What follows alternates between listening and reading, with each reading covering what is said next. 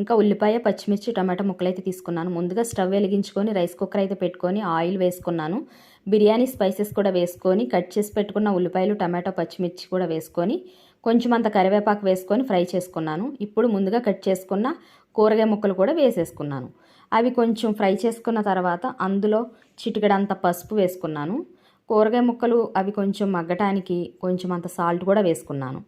అవి కొంచెం ఫ్రై చేసుకున్న తర్వాత ఆయిల్లో కొంచెంసేపు మూత పెట్టి మగ్గించుకున్న తర్వాత 1 స్పూన్ అల్లం వెల్లుల్లిపాయ పేస్టు, అలాగే కట్ చేసుకున్న కొత్తిమీర, ముందుగానే ఉడికించి పెట్టుకున్న మిల్ మేకర్ కూడా వేసుకున్నాను. ఇప్పుడు మనకి రైస్కి సరిపడా సాల్ట్, అలాగే కారం, ఇంకొంచెం అంత 1 స్పూన్ గరం మసాలా పౌడర్ కూడా యాడ్ చేసుకున్నాను.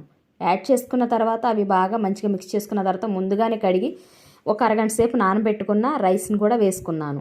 రైస్కి నేను 3 గ్లాసులు రైస్ అయితే తీసుకున్నాను. 3 గ్లాసులకి 6 గ్లాసులు వాటర్ అయితే నేను యాడ్ చేశాను. యాడ్ చేసిన తర్వాత మనకి ఈ స్టేజ్లోనే సాల్ట్ కానీ కారం కానీ ఏమన్నా చాలకపోతే యాడ్ చేసుకొని మూత పెట్టుకొని మీడియం ఫ్లేమ్ మీద ఒక 10 మినిట్స్ ఉడికించుకోవాలి. ఉడుకుతూ ఉండగా మళ్ళొకసారి మూత తీసి ఒకసారి అడుగు నుంచి బాగా కలపాలి. అంటే మనకి రైస్ విరగకుండా స్లోగా కలుపుకోవాలన్నమాట.